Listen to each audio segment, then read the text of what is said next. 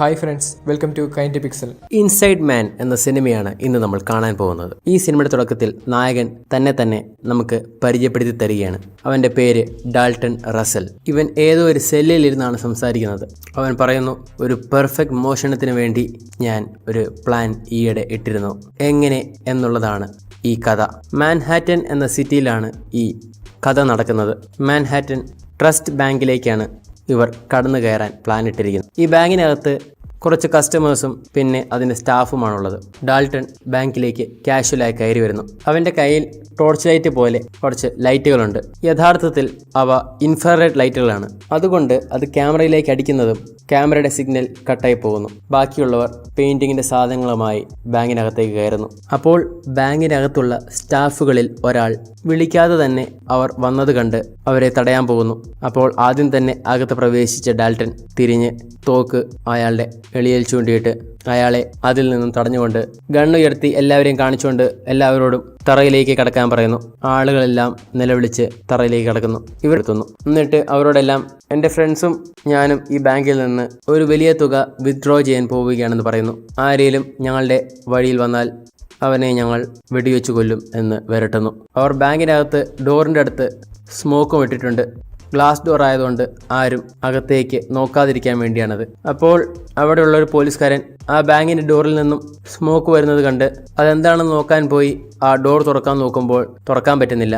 ഇവിടെ എന്തോ ഒരു പ്രശ്നമുണ്ടെന്ന് റേഡിയോയിലൂടെ അയാൾ കൺട്രോൾ റൂമിൽ വിളിച്ചറിയിക്കുന്നു. അപ്പോൾ കൊള്ളക്കാരിൽ ഒരാളായി മാസ്ക് ധരിച്ചിരിക്കുന്ന ഡാൾട്ടൺ ഡോർ തുറന്ന് അയാൾക്ക് നേരെ തോക്ക് ചൂണ്ടിക്കൊണ്ട്, ഇതിനകത്ത് എനിക്ക് ഹോസ്റ്റേജുകളുണ്ട്.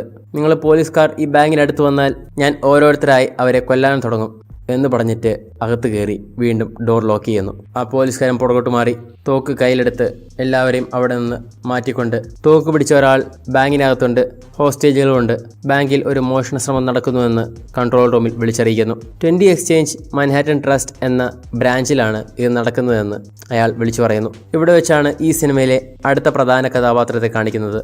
Detective Keith. അയാളുടെ ഭാര്യ ഒരു പോലീസുകാരിയാണ്. അയാൾ തൻ്റെ ഭാര്യയുമായി സംസാരിക്കുന്നു. അയാളുടെ ജോലി ഏകദേശം പോകുന്ന മട്ടാണ്. $140,000 ഒരു ചെക്ക് ഫ്രോഡ് കേസിൽ ഒരാൾ തൻ്റെ തടി രക്ഷിക്കാൻ കീത്തിനെ പെടുത്തിരിക്കുകയാണ്. അതുകൊണ്ട് ആ തുക വെളിച്ചത്ത് വന്നില്ലെങ്കിൽ കീത്തിന്റെ ജോലി തിരിക്കുമെന്ന് മാത്രമല്ല, അവനെ പിടിച്ച് ജയിലിലും അടച്ചേക്കാം. പക്ഷേ കീത്തിന്റെ സ്വപ്നം ഒരു first grade top profile detective ആകുക എന്നുള്ളതാണ്. അതിന് തടസ്സമായി വരാൻ സാധ്യതയുള്ളത് ഈ ഒരു കേസാണ്. അതാണ് കീത്തിന്റെ ബാക്ക് സ്റ്റോറി. മോഷണം നടക്കുന്ന സ്ഥലത്തെത്തി ആ സ്ട്രീറ്റ് മുഴുവനും ക്ലോസ് ചെയ്യുന്നു. ഈ സമയം വേറൊരിടത്ത് ഈ ബാങ്കിന്റെ ഉടമയായ ആർത്തർ കേസിനെ തന്റെ സെക്രട്ടറി വന്ന് തങ്ങളുടെ ബാങ്കിൽ ഒരു മോഷണത്തിനായി കുറച്ചുപേർ കടന്നു കയറിയ വിവരം അറിയിക്കുന്നു. ഏത് ബ്രാഞ്ചാണെന്ന് ചോദിക്കുന്നു. 20 എക്സ്ചേഞ്ച് പ്ലേസ് എന്ന് ആ സെക്രട്ടറി പറയുന്നു. കേസ് ഒന്നുകൂടിയും ഉറപ്പിച്ച് ചോദിക്കുന്നു, 20 എക്സ്ചേഞ്ച് പ്ലേസ് തന്നെയാണോ എന്ന്. അത് കേട്ടപ്പോൾ ആർത്തറിന്റെ മുഖം മാറുന്നു നമ്മൾ കാണുന്നു. അവിടെ എന്തോ രഹസ്യം അയാൾ ഒളിപ്പിക്കുന്നത് പോലെ. അതെന്താണെന്ന് നമുക്ക് കണ്ടറിയാം. സത്യത്തിൽ അയാൾ ആദ്യം പണിത ബാങ്കാണത്. അയാൾ തുടക്കം കുറിച്ചത് അവിടെ നിന്നാണ്. ശേഷം ആണുങ്ങളെയും പെണ്ണുങ്ങളെയും വേർതിരിച്ച് അവരുടെ എല്ലാം ഡ്രസ്സ് ഊരാൻ പറയുന്നു. ഇതിനിടെ നമ്മൾ ശ്രദ്ധിക്കുന്ന ഒരു കാര്യം, അവർ പരസ്പരം വിളിക്കുന്നത് പേരുകളിലല്ല. സ്റ്റീവ് എന്ന് പറയുന്ന ഒരു പേരിന്റെ പല വേരിയേഷനുകളാണ്. സ്റ്റീവി, സ്റ്റീവോ, സ്റ്റീവ് എന്നിങ്ങനെ ഒരേ പേരാണ് പരസ്പരം വിളിക്കുന്നത്. ഇതവരുടെ യഥാർത്ഥ പേരുകൾ വെളിപ്പെടുത്താതിരിക്കാൻ വേണ്ടിയാണ്.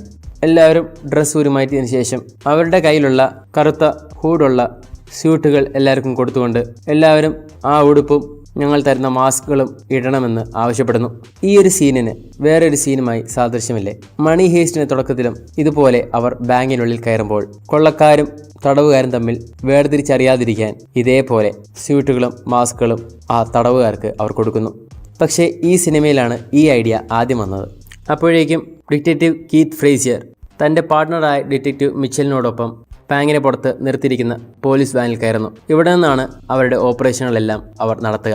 ബാങ്കിനുള്ളിലുള്ളവരെ കോൺടാക്ട് ചെയ്യുന്നതും ഇതിലൂടെയായിരിക്കും. അടുത്തുള്ള ഒരു കടയിലേക്ക് കയറുന്നു. അകത്തു നിന്ന് കൊള്ളക്കാരുടെ എന്തെങ്കിലും ഒരു നീക്കമുണ്ടാകുന്നതുവരെ അവർ വെയിറ്റ് ചെയ്യാനാണ് തീരുമാനിച്ചിരിക്കുന്നത്.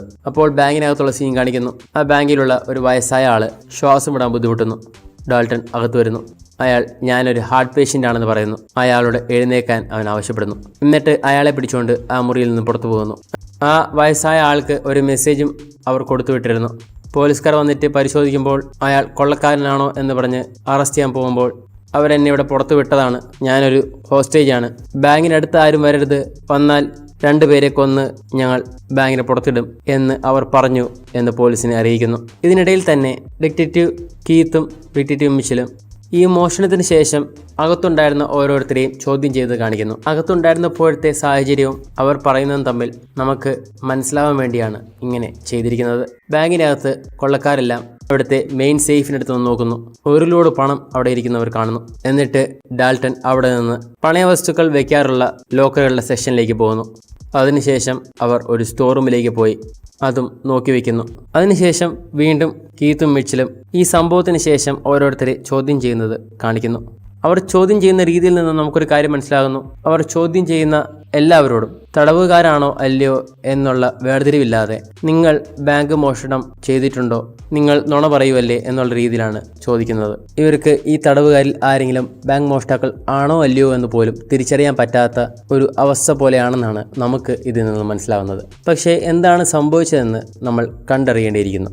അപ്പോൾ വാനിലെ ഇൻസ്പെക്ടർ കീത്തും മിച്ചിലും നേരത്തെ അവർ കയറിയ കടയിൽ നിന്നും ഇറങ്ങി വരുന്നത് കണ്ട് അവരുടെ അടുത്ത് ചെന്ന് അവർ 73 വയസ്സായൊരു തടവുകാരനെ പുറത്തുവിട്ടുവെന്നും അയാൾക്ക് കൊടുത്ത മെസ്സേജും കീത്തിനെ അറിയിക്കുന്നു. 4 പേർ പെയിൻറ്റേഴ്സായി ഡ്രസ് ചെയ്താണ് അകത്ത് കയറിയത് എന്ന് അയാൾ പറഞ്ഞുവെന്നും ബാങ്കിലെ CCTV ദൃശ്യങ്ങൾ എടുക്കാനായി കുറച്ച് സമയമെടുക്കും, അതിൽ ഞങ്ങൾ വർക്ക് ചെയ്തുകൊണ്ടിരിക്കുകയാണെന്നും അയാൾ അറിയിക്കുന്നു.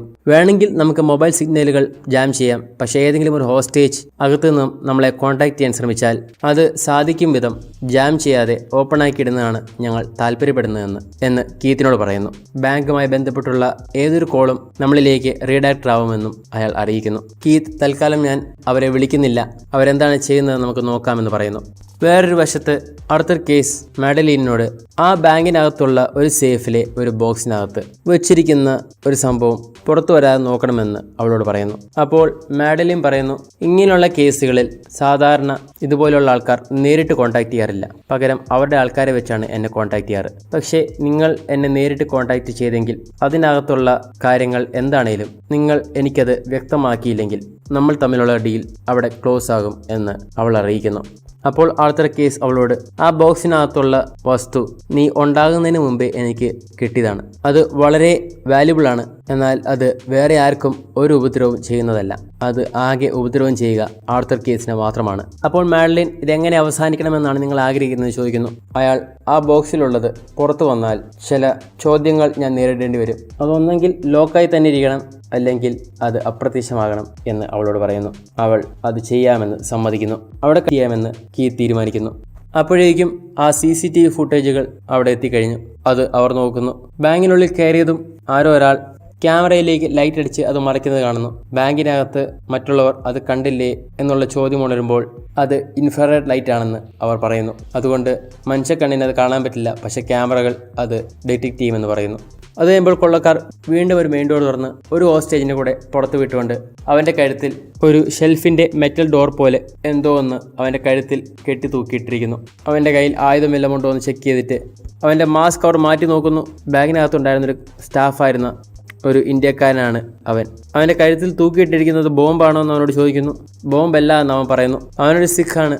അവൻ്റെ തലയിലുള്ള പകിടി അഴിച്ചു മാറ്റി അവനെ അവിടെ നിന്ന് കൊണ്ടുപോയി പോലീസ് കസ്റ്റഡിയിലാക്കുന്നു. ഇതിന് കാരണം പുറത്തു വരുന്നതിൽ ആരായിരിക്കും ബാങ്ക് മോഷ്ടാവെന്ന് അവർക്ക് ഉറപ്പില്ലാത്തതുകൊണ്ടാണ്. മാഡലിൻ അപ്പോഴേക്കും അവിടെയുള്ള മേയറിനെ കോൺടാക്ട് ചെയ്തിട്ട് ആ ഹോസ്റ്റേജ് സിറ്റുവേഷനെ കുറിച്ച് തനിക്ക് അറിയില്ല എന്ന് പറയുന്നു. അതിന് നിനക്കെന്താ ബന്ധമെന്ന് അവരോട് ചോദിക്കുമ്പോൾ അവിടെ ഇപ്പോൾ ചാർജിലായിരിക്കുന്ന ആളോട് സംസാരിച്ച് എനിക്ക് അവിടേക്ക് കടന്നു കയറാൻ ഒരു അവസരം നിങ്ങൾ എനിക്ക് ഒരുക്കി തരണമെന്ന് പറയുന്നു. മാഡലിന് ഒരുപാട് കണക്ഷൻസും നല്ല ഹോൾഡും ഉണ്ട്, അതുകൊണ്ട് നിവൃത്തികെട്ട് മേയർ അവളെ ഹെൽപ്പ് ചെയ്യാമെന്ന് പറയുന്നു. ഇപ്പോൾ കീത്തും മിച്ചിലും പുറത്തു വന്ന ആ സിഖിനെ ചോദ്യം ചെയ്തുകൊണ്ടിരിക്കുകയാണ്. അവനോട് അവർ എത്ര പേരുണ്ടായിരുന്നു എന്ന് ചോദിക്കുന്നു. 4 പേരെന്ന് പറയുന്നു. എത്ര ഹോസ്റ്റേജ് ഉണ്ടായിരുന്നു ചോദിക്കുന്നു. ഒരു 20-30 പേരുണ്ടായിരുന്നിരിക്കും എന്ന് അവൻ പറയുന്നു. പുതുതായി ഒരു ഇൻഫർമേഷൻ അവർക്ക് കിട്ടുന്നില്ല. അയാളുടെ കഴുത്തിൽ കെട്ടിത്തൂക്കിയിരുന്ന ആ മെറ്റൽ ബോക്സിൻ്റെ അകത്ത് അവർ എഴുതിയിരുന്നത് ഡിറ്റക്റ്റീവ് വായിക്കുന്നു. ഫുൾ പെട്രോൾ നിറച്ച 2 ബസ്സുകളും ഒരു ജംബോ ജെറ്റ് JFK എയർപോർട്ടിലും അവർ ആവശ്യപ്പെടുന്നു. 9 മണി വരെ പോലീസുകാർക്ക് സമയം കൊടുത്തിരിക്കുന്നു. അതിൽ നിന്നും വൈകിയാൽ ഓരോ മണിക്കൂറിലും ഒരു ഹോസ്റ്റേജിന് വീതം അവർ കൊന്നു തള്ളുമെന്ന് അതിൻ്റെ അകത്ത് എഴുതിയിരിക്കുന്നു. അവരോട് സംസാരിക്കുന്നത് വരെ നമ്മൾ അവർക്ക് ഒന്നും കൊടുക്കുന്നില്ല എന്ന് കീത്ത് പറയുന്നു. അപ്പോഴേക്കും ആർത്തർ കേസ് പേഴ്സണലി അവിടെ എത്തുന്നു. എന്നിട്ട് നിങ്ങൾക്ക് എന്തിനാണ് എന്തെങ്കിലും സഹായം ആവശ്യമുണ്ടെങ്കിൽ ഞാനിവിടെ ഉണ്ടാവുമെന്ന് പറയുന്നു. അപ്പോൾ കേസിനോട് അവർ നിങ്ങൾക്ക് ഈ പോലീസ് വാനിൽ നിൽക്കാൻ പറ്റില്ല, പുറത്ത് മാറി നിന്നുള്ളൂ എന്ന് പറയുന്നു. കേസ് സത്യത്തിൽ അവിടുത്തെ സിറ്റുവേഷൻ എന്താണെന്ന് കാണാനും അയാളുടെ രഹസ്യമായ ലോക്കറിനകത്ത് അവർ നോക്കുന്നുണ്ടോ എന്ന് അറിയാനും വേണ്ടിയാണ് വന്നത്. പക്ഷേ അയാൾക്ക് അവിടെ നിൽക്കാൻ സാധിക്കില്ല എന്ന് പറഞ്ഞ് അയാളെ അവിടെ നിന്ന് പറഞ്ഞു വിടുന്നു. അവർക്കൊരു ജെറ്റ് വേണമെന്ന് ആവശ്യപ്പെട്ടിട്ടുള്ള കാര്യം കേസിനോട് കീത്ത് പറയുന്നു. അപ്പോൾ എടുത്ത വായിൽ ആർത്തർ ഞാനൊരു ജെറ്റ് നിങ്ങൾക്ക് അറേഞ്ച് ചെയ്യട്ടെ എന്ന് പറയുന്നു. സത്യത്തിൽ അവർക്ക് ജെറ്റ് ഒന്നും കൊടുക്കാൻ പോലീസുകാർക്ക് പ്ലാനില്ല. പക്ഷേ ആർത്തറിന് അവർ എത്രയും പെട്ടെന്ന് അവിടെ നിന്ന് ഇറങ്ങണമെന്നാണ് ആഗ്രഹം. അവർ പൈസ എത്ര കൊണ്ടുപോയാലും അയാൾക്ക് പ്രശ്നമല്ല. ഇപ്പോൾ വീണ്ടും ബാങ്കിന്റെ മെയിൻ ഡോർ തുറക്കുന്നു. 2 പേർ തോക്കുകൊണ്ട് പുറത്തു വരുന്നു. ഒരാളുടെ കയ്യിൽ പേപ്പറുമുണ്ട്. ആ പേപ്പർ പോലീസുകാർ അയാളുടെ കയ്യിൽ നിന്ന് മേടിക്കുന്നു. എന്നിട്ട് ആ ആളെയും കൊണ്ട് അവർ തിരിച്ചകത്ത് കയറി പോകുന്നു. ആ പേപ്പർ അവിടെ എടുത്ത് വായിച്ചു നോക്കുമ്പോൾ 50 പേർക്കുള്ള ഫുഡ് ഞങ്ങൾക്ക് ആവശ്യമുണ്ട്, അത് കൊണ്ടെത്തിക്കാൻ അതിൽ ഡിമാൻഡ് ചെയ്തിരിക്കുന്നു. വാനിനകത്ത് ഒരു ഫീമെയിൽ ഓഫീസർ പിസ്സ കൊടുത്താൽ മതി, സാൻഡ്വിച്ച് ഒന്നും വേണ്ട എന്ന് പറയുന്നു. കാരണം സാൻഡ്വിച്ച് ആണെങ്കിൽ 50 എണ്ണം മേടിച്ചു കൊടുക്കേണ്ടി വരും. പിസ്സ ആകുമ്പോൾ 10 ബോക്സ് കൊടുത്താൽ മതി. ഈ 10 ബോക്സുകളിലും ഓരോ ഓഡിയോ ട്രാൻസ്മിറ്റർ വെച്ച് കഴിഞ്ഞാൽ അവർ സംസാരിക്കുന്നത് നമുക്ക് റെക്കോർഡ് ചെയ്യാൻ സാധിക്കും എന്ന് ആ സ്ത്രീ പറയുന്നു. അപ്പോൾ ആ സ്ത്രീയുടെ ടേബിളിൽ ഒരു പേന പോലെ ഇരിക്കുന്ന എന്തോ കണ്ട് അടയ്ക്കുന്നു. എന്നിട്ട് വേറെ ഒരുത്തിയെ അവിടെ നിന്ന് പൊക്കി വേറെ മുറിയിലേക്ക് കൊണ്ടുപോകുന്നു. ഇത് ഹോസ്റ്റേജുകൾക്ക് പോലും ആരാണ് കൊള്ളക്കാർ, ആരാണ് അവിടെ കൂടെ ഉണ്ടായിരുന്നവർ എന്ന് മനസ്സിലാവാതിരിക്കാൻ വേണ്ടിയാണെന്ന് തോന്നുന്നു. ഇതിനുശേഷം വീണ്ടും വേറൊരാളെ കീത്തും മിച്ചലും ചോദ്യം ചെയ്ത് കാണിക്കുന്നു.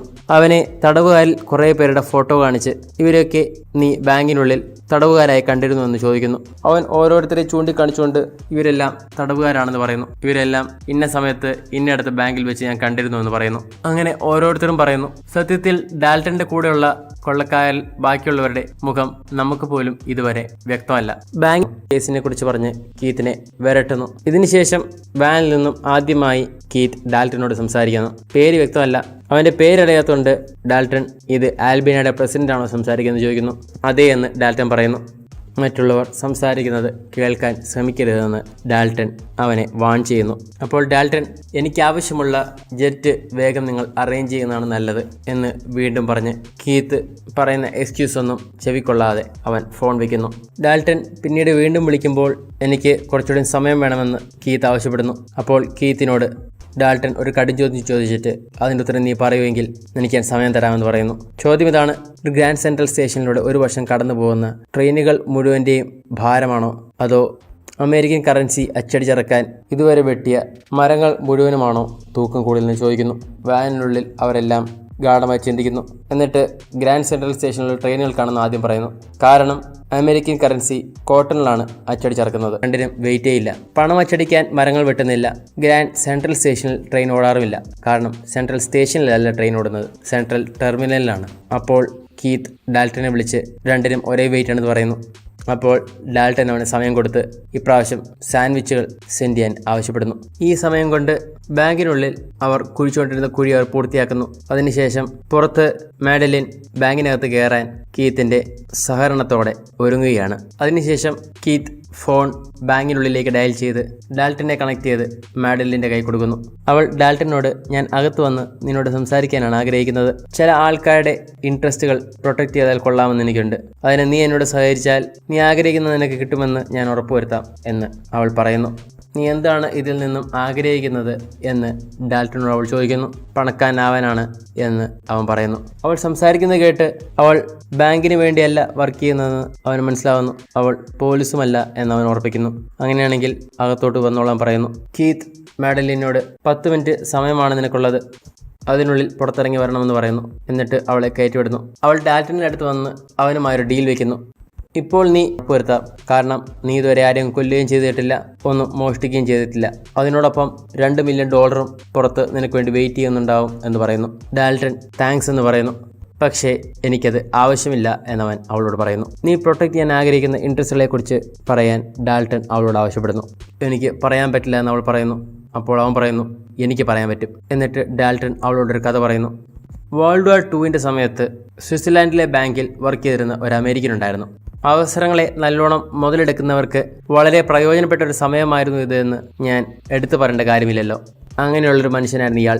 അയാൾ ജർമ്മൻ നാസികളുടെ കൂടെ ചേർന്ന് സ്വയം പണക്കാരനാവാൻ വേണ്ടി ചുറ്റുമുള്ള എല്ലാവരും വഞ്ചിച്ചുകൊണ്ട് അയാൾ പണക്കാരനായി. എന്നിട്ട് അവരുടെ ചോരയിൽ നിന്നും അവൻ ഉണ്ടാക്കിയെടുത്ത പണം കൊണ്ട് ഒരു ബാങ്ക് പണിതു. അതുകൊണ്ട് നീ ജോലി ചെയ്യുന്ന ആർക്ക് വേണ്ടിയാണോ ഈ കഥ അയാളെ നല്ലോണം വിവരിക്കുന്നുണ്ടോ എന്ന് അവളോട് ചോദിക്കുന്നു. ഡാൽട്ടൺ എല്ലാം അറിഞ്ഞുകൊണ്ടാണ് ഈ ബാങ്കിൽ കയറി പറ്റിയതെന്ന് അവൾക്ക് മനസ്സിലാവുന്നു.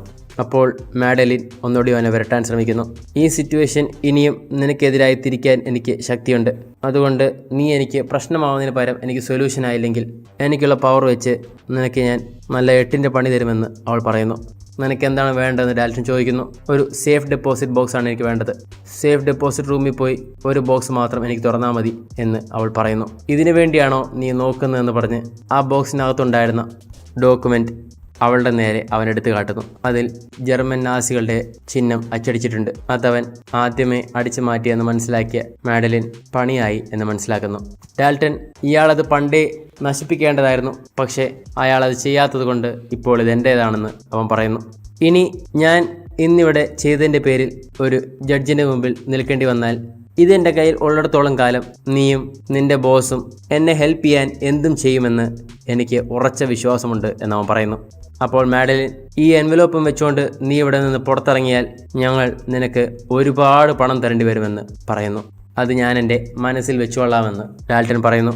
നീ എങ്ങനെയാണ് ഇവിടെ നിന്ന് പുറത്തിറങ്ങാൻ പ്ലാൻ ചെയ്യുന്നത് എന്നോട് പറയാൻ ഉദ്ദേശിക്കുന്നുണ്ടോ എന്ന് അവൾ ചോദിക്കുന്നു. ഡാൽട്ടൺ പറയുന്നു, ഞാൻ ആ ഫ്രണ്ട് ഡോറിൽ കൂടെ പുറത്തിറങ്ങും. വേറെ എന്തെങ്കിലും അറിയണമെന്ന് ചോദിക്കുന്നു. ഒന്നും പറയാനാവാതെ മാഡലിൻ പുറത്തിറങ്ങി പോകുന്നു. അവൾ പുറത്തിറങ്ങി കീത്തിനോടും വിശദമായിട്ട് ഒന്നും പറയുന്നില്ല. ഞാൻ അവനൊരു ഓഫർ കൊടുത്തു, അവൻ ആക്സെപ്റ്റ് ചെയ്തു എന്ന് അവൻ ചോദിക്കുന്നു. അവൻ ചിന്തിച്ചുകൊണ്ടിരിക്കുകയാണെന്ന് മാഡലിൻ പറഞ്ഞ് അവിടെ നിന്ന് പോകുന്നു. കീത്തും മിച്ചലും ചോദ്യം ചെയ്ത് വീണ്ടും കാണിക്കുന്നു. എന്നാൽ തടവുകാരിൽ ആരും തന്നെ ഫോട്ടോകളിൽ ആരാണ് അവിടെ കൂടെ ഉണ്ടായിരുന്നത്, ആരാണ് കൊള്ളക്കാരുടെ കൂട്ടത്തിലുണ്ടായിരുന്നതെന്ന് വേർതിരിക്കാൻ പറ്റാതെ പോകുന്നു. യഥാർത്ഥത്തിൽ ആ ഹോസ്റ്റേജിലെ കൂട്ടത്തിൽ മാസ്ക് ഊരി ബഹളം വെച്ച് ഇടിമേടിച്ചവൻ കൊള്ളക്കാരുടെ കൂട്ടത്തിലുള്ളവനായിരുന്നു. എന്നാൽ ആർക്കും അത് സ്ഥിരീകരിക്കാൻ പോലും പറ്റുന്നില്ല. കീത്ത് വാൻ്റെ അകത്ത് ഭയങ്കര അപ്സെറ്റ് ആയിരിക്കുന്നു. എന്നിട്ട് അവൻ ഫോൺ എടുക്കുന്നു. നീ എന്ത് ചെയ്യാൻ പോവാന്ന് മിച്ചൽ ചോദിക്കുമ്പോൾ അവനൊരു പ്ലെയിൻ അല്ലേ വേണ്ടത്, അവന് ഞാൻ പ്ലെയിൻ കൊടുക്കാൻ പോവാണെന്ന് പറയുന്നു. അപ്പോൾ നമ്മൾ റൂൾസ് അനുസരിച്ചല്ലേ പ്ലേ ചെയ്യാൻ പോകുന്നത് എന്ന് മിച്ചൽ അവനോട് ചോദിക്കുന്നു. അതായത് പ്ലെയിൻ കൊടുക്കുന്നത് അവരുടെ പ്ലാനുകൾക്കെതിരാണ്. അപ്പോൾ കീത്ത് അതാണ് റൂളെങ്കിലും റൂൾ അറിയുന്നവനാണ് അപ്പുറത്തുള്ളത്, അതുകൊണ്ട് ഇത് തന്ത്രപരമായി ഹാൻഡിൽ ചെയ്യണമെന്ന് പറഞ്ഞുകൊണ്ട് കീത്ത് അവനെ വിളിക്കുന്നു. കീത്ത് ഫോൺ എടുത്ത് ഡാൽട്ടനോട് നിന്റെ പ്ലെയിൻ റെഡിയാണെന്ന് പറയുന്നു. പക്ഷേ ആദ്യം എനിക്ക് അകത്ത് കയറി ഹോസ്റ്റേജുകൾക്ക് ഒന്നും സംഭവിച്ചിട്ടില്ലല്ലോ എന്ന് ഉറപ്പുവരുത്തേണ്ടി വരും എന്ന് ഡാൽട്ടനോട് പറയുന്നു. ഡാൽട്ടൻ അവനോട് അകത്തേക്ക് വരാൻ പറയുന്നു. ഡാൽട്ടൺ അപ്പോഴേക്കും അകത്ത് വന്ന് ആ കുഴി ഒഴിക്കുന്ന സ്ഥലത്ത് വന്നിട്ട് എത്ര സമയം എടുക്കുമെന്ന് ചോദിക്കുന്നു. 2-3 മണിക്കൂർ എന്ന് പറയുന്നു. അപ്പോൾ കൂടെയുള്ളവൻ ഡാൽട്ടനെ വഴക്കുറയുന്നു. ഞാൻ വന്നില്ലായിരുന്നെങ്കിൽ അവൻ നിന്റെ മുഖം കണ്ടേനെ, ഈ പോലീസിനെ നീ ഒത്തിരി അടുപ്പിക്കുന്നുണ്ട് എന്ന് ഡാൽട്ടനോട് പറയുന്നു. എന്നിട്ട് അവരെ അവിടെ വെച്ച് തന്നെ നിർത്തി എല്ലാവരെയും ഫോട്ടോ എടുക്കുന്നു. കുറച്ച് പോലീസുകാർ ബാങ്കിനകത്തേക്ക് പോകുന്നു. അവർ അകത്ത് കയറി എല്ലാ മുറികളും നോക്കുന്നു. അകത്ത് ഒരു മനുഷ്യനുമില്ല. സേഫിൽ പോയി നോക്കുന്നു, പൈസയൊന്നും പോയിട്ടില്ല. അകത്ത് കയറിയവർ കീത്തിനോട് ഇവിടെ ഒരു ട്രാപ്പും ഇല്ല, ടണലും ഇല്ല, ഒന്നും മോഷ്ടിച്ചിട്ടില്ല, ഒന്നും ഡാമേജും ചെയ്തിട്ടില്ല എന്ന് പറയുന്നു. അതായത് യഥാർത്ഥത്തിൽ ബാങ്കിന് ഒരു നഷ്ടവും പ്രത്യക്ഷത്തിൽ സംഭവിച്ചിട്ടില്ല. അവിടുന്ന് വേറൊരു മുറിയിലേക്ക് കീത്തിനെ വിളിക്കുന്നു. കീത്ത് അവിടെ ചെല്ലുമ്പോൾ അവരുടെ തോക്കുകളെടുത്ത് കീത്തിനെ കൊടുത്തിട്ട് ഇതെല്ലാം ടോയ് ഗണ്ണുകളായിരുന്നു എന്ന് പറയുന്നു. അതായത് ഹോസ്റ്റേജുകളെ ഇത്ര നേരം ചൂണ്ടിയതും കീത്തിനെ ചൂണ്ടി വരട്ടിയതും എല്ലാം ഫേക്ക് ഗണ്ണുകൾ വെച്ചിട്ടാണ്. ആകെ ഡാൽട്ടൻ്റെ കയ്യിലുണ്ടായിരുന്ന റിവോൾവർ മാത്രമാണ് അവർക്ക് ഇതുവരെ കിട്ടാത്തത്. അടുത്തതായി അവർ ഒരു ടോയ്ലറ്റിലേക്ക് പോകുന്നു. കാരണം അവിടെയും അവരൊരു കാഴ്ച കണ്ടു. ഒരു വെള്ളത്തുണിയും അതിൽ ബ്ലഡ് പമ്പ് ചെയ്യുന്ന ഒരു മെഷീനും അതിൽ ചോരയും പറ്റിയിട്ടുണ്ട്. നേരത്തെ അവർ ക്യാമറയിൽ കണ്ട ദൃശ്യം ഇത് വെച്ചിട്ടാണ് ചിത്രീകരിച്ചത്. അതായത് അവരാരെയും കൊന്നിട്ടുമില്ല. പോലീസുകാർ ഇവിടെ മുഴുവൻ തെരഞ്ഞിട്ട് ഒരു ഡെഡ് ബോഡി പോലും കിട്ടിയില്ല. അപ്പോൾ ഉറപ്പായിട്ടും ഇത് അവരുടെ ഒരു നാടകമായിരുന്നു. ആരെയും അവർ കൊന്നിട്ടില്ല. അതവർ ഫേക്കായിട്ട് സ്റ്റേജ് ചെയ്തതാണ്. തടവുകാരെല്ലാം പുറത്തു വെച്ച് ഫോട്ടോ എടുത്തതിന് ശേഷം വണ്ടിക്ക് അത് കയറ്റുന്നു. ഇതിന് ശേഷമാണ് അവരെ കൊണ്ട് ചോദ്യം ചെയ്തത്. അതാണ് നമ്മൾ നേരത്തെ കണ്ടുകൊണ്ടിരുന്നത്. ഇത് കഴിഞ്ഞ് കാണിക്കുന്നത് കേസെല്ലാം കഴിഞ്ഞ് ചോദ്യം ചെയ്യലും കഴിഞ്ഞിട്ടുള്ള സീനാണ്. കീത്ത് തൻ്റെ ഹയർ ഓഫീസറിനോട് ഞങ്ങൾ അവരെല്ലാം ചോദ്യം ചെയ്തു, ആരാണ് അവരുടെ കൂട്ടത്തിൽ മോഷണക്കാരുടെ കൂടെ ഉണ്ടായിരുന്നതെന്നോ ആരാണ് തടവുകാരെന്നോ വ്യക്തമാക്കാൻ അവർക്ക് പോലും സാധിക്കുന്നില്ല. എല്ലാവരെയും ഓരോരുത്തർ തങ്ങളുടെ കൂട്ടത്തിലുള്ളവരായി തിരിച്ചറിയുന്നുണ്ട്. ഇനിയിപ്പോൾ ആരെങ്കിലും ഒരാൾ കണ്ടില്ലെങ്കിൽ വേറൊരാൾ അയാൾക്ക് വേണ്ടി ഡിഫൻസ് പറയുന്നുണ്ട്. അതുകൊണ്ട് ഇതിലെ കണ്ണുകളെ പിടിക്കാനേ നമുക്ക് സാധിച്ചിട്ടില്ല. അപ്പോൾ കീത്തിൻ്റെ ചീഫ് ഓഫീസർ പറയുന്നു, അങ്ങനെയാണെങ്കിൽ ഈ കേസ് ഇവിടെ വെച്ച് കുഴിച്ചു മൂടിയേരെ. കാരണം ഒന്നാമത് ബാങ്കിന് ഒരു നഷ്ടം വന്നിട്ടില്ല, ആർക്കും ഒരു പരിക്കു ഏറ്റിട്ടില്ല, ഒരു ഡാമേജോ പ്രോപ്പർട്ടി ലോസോ ഒന്നും ഉണ്ടായിട്ടില്ല. അങ്ങനെയാണെങ്കിൽ ഈ കേസ് നമുക്ക് ഇവിടെ വെച്ച് ക്ലോസ് ചെയ്യാമെന്ന് അയാൾ പറയുന്നു. കീത്ത് അവിടെ നിന്ന് ശരി പറഞ്ഞു പോകുന്നു. അത് കഴിഞ്ഞ് വെറുതെ മിച്ചലും കീത്തും ഇരിക്കുമ്പോൾ കീത്ത് അവിടുത്തെ സേഫ് ലോക്കറിന്റെ എല്ലാം റെക്കോർഡ്സ് എടുത്ത് പരിശോധിക്കുന്നു. ആ ലിസ്റ്റിനകത്തുള്ള സേഫുകൾക്കകത്ത് എന്തൊക്കെയാണ് ഉള്ളതെന്നെല്ലാം കീത്ത് നോക്കുമ്പോൾ 392 എന്ന സേഫ് നമ്പർ ആ ലിസ്റ്റിലില്ല. അത് സ്കിപ്പ് ചെയ്ത് 391ഉം 393യും മാത്രമേ ഉള്ളൂ. കീത്ത് ആദ്യം വരുന്നത് മാഡലീൻ്റെ അടുത്തേക്കാണ്. ഈ കേസ് കുഴിച്ചുകൂടാൻ ചീഫ് പറഞ്ഞതല്ലേ എന്ന് മാഡലീൻ അവനോട് ചോദിക്കുന്നു. അപ്പോൾ എനിക്കൊരു ജോലി ചെയ്യാനുണ്ട് എന്ന് അവൻ പറയുന്നു. എന്നുപോലാണ് നിന്റെ ജോലിക്ക് നിന്റെ കരിയറിനെക്കാളും കൂടുതൽ വില നീ മതിക്കുന്നത്. കാരണം നിന്റെ പേരിലുള്ള ആ ചെക്ക് കേസിൽ നിന്നെ എനിക്ക് ഇപ്പോഴും പെടുത്താൻ പറ്റുമെന്ന് നീ മറക്കണ്ട എന്ന് അവനോട് പറയുന്നു. അപ്പോൾ കീത്ത് മേയറിന്റെ കൂടെ അവൾ തന്നെ വിരട്ടിയത് അവൻ റെക്കോർഡ് ചെയ്ത് കേൾപ്പിക്കുന്നു. അതായത് ആ പോലീസ് വണ്ടിക്കകത്തുണ്ടായിരുന്ന ആ സ്ത്രീ പേനെ പോലുള്ള ഒരു പ്രാവശ്യം പ്രസ് ചെയ്തവനും അവൻ്റെ കയ്യിൽ കരുതിയിരുന്നു. അതുകൊണ്ട് ഇനി അവൻ്റെ കരിയറിന് ഒന്നും സംഭവിക്കില്ല എന്ന് അവൻ ഉറപ്പായി. ഈ സേഫിൻ്റെ കാര്യം മോളോട് ചോദിക്കുമ്പോൾ അർത്തറിന് അതുമായി ഒരു ബന്ധമുണ്ടായിരുന്നു എന്ന് പറയുന്നു. മാഡലിൻ നേരെ അർത്തറിൻ്റെ അടുത്ത് വന്ന് ഇതിനെക്കുറിച്ച് ചോദിക്കുന്നു. കാരണം ഡാൽട്ടൺ പണമൊന്നും തൊട്ടിട്ടേ ഇല്ല. അപ്പോൾ പണത്തെക്കാളും വാല്യുബിളായി എന്തോ ഒന്ന് ആ സേഫിനകത്തുണ്ടായിരുന്നു. അത് വേറൊന്നും ആവാൻ സാധ്യതയില്ല.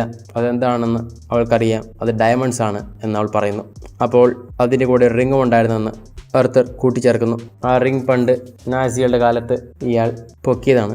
ആർത്തർ ഒരു വലിയ ചെക്ക് അവളുടെ കൊടുത്തിട്ട് ഈ വിഷയം ഇതോടെ ഇവിടെ വെച്ച് അവസാനിക്കണം എന്ന് അവളോട് പറയുന്നു. നീയൊന്നും അറിഞ്ഞിട്ടുമില്ല, ഞാൻ നിന്നെ ഒന്നും ഏൽപ്പിച്ചിട്ടുമില്ല. അവിടെ സീൻ കട്ട് ചെയ്ത് വീണ്ടും നമ്മൾ ഡാൽട്ടൻ്റെ അടുത്തെത്തുന്നു. ഈ സിനിമ തുടക്കത്തിൽ ഡാൽട്ടൺ സംസാരിച്ചുകൊണ്ടിരുന്ന സീനാണ് നമ്മൾ കാണുന്നത്. തന്നെ അവൻ നമുക്ക് പരിചയപ്പെടുത്തിയ സീൻ. ഇവിടെ വെച്ചാണ് നമുക്ക് മനസ്സിലാവുന്നത് അവരാ സ്റ്റോർ റൂമിൽ ആ ഷെൽഫെല്ലാം മാറ്റി അതിൻ്റെ പുറകിൽ ഡാൽട്ടന് ഒരു ചെറിയ ഏരിയ അറേഞ്ച് ചെയ്തു. അതിനകത്തിരുന്നുകൊണ്ടാണ് ഡാൽട്ടൺ നമ്മളോട് സംസാരിച്ചത്. അതായത് ആ ബാങ്കിൽ നിന്നും എല്ലാവരും ഇറങ്ങിപ്പോയ കൂട്ടത്തിൽ ഡാൽട്ടൺ ഇറങ്ങിപ്പോയിരുന്നില്ല.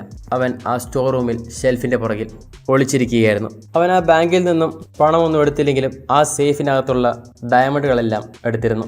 കാരണം അത് ആ പണത്തേക്കാളെല്ലാം വാല്യുബിളാണ്. മാത്രമല്ല അത് ബാങ്കിൻ്റെ ഒരു റെക്കോർഡ്സിലും ആർത്തർ വെച്ചിട്ടില്ല. ആ സേഫിനെ കുറിച്ചുള്ള ഒരു വിവരവും ആർത്തർ ഒരു സേഫിലും റെക്കോർഡ് ചെയ്തിരുന്നില്ല. അതുകൊണ്ട് തന്നെ ഇതിൻ്റെ പുറത്ത് ആർത്തറിന് കേസ് കൊടുക്കാനും പറ്റില്ല. നഷ്ടപ്പെട്ടത് തന്നെ. ഡാൽട്ടൺ വന്ന് കാറിൽ കയറിയിട്ട് റിങ്ങിൻ്റെ കാര്യം ചോദിക്കുമ്പോൾ ആ റിങ് ഞാൻ എടുത്തില്ല, അത് ഞാൻ സേഫ് ഹാൻഡ്സിൽ ഏൽപ്പിച്ചിട്ടുണ്ടെന്ന് പറയുന്നു. അവൻ ഉദ്ദേശിച്ചത് കീത്തിനെയാണ്. കീത്ത് സേഫ് തുറന്നു നോക്കുമ്പോൾ അതിനകത്ത് ആ ഡയമണ്ട് റിങ് മാത്രമുണ്ട്. കൂടെ കുറേ വേസ്റ്റും പിന്നെ ഒരു പേപ്പറും. ആ പേപ്പറിൻ്റെ അകത്ത് ഇത്ര മാത്രം എഴുതിയിട്ടുണ്ട്: ഫോളോ ദ റിങ്. അതായത് ആ റിങ്ങിൻ്റെ പുറകിലുള്ള സ്റ്റോറി നീ അന്വേഷിച്ച് പോയാൽ മതി, യഥാർത്ഥ കുറ്റവാളി നിനക്ക് കിട്ടുമെന്നാണ് അതിൻ്റെ അർത്ഥം.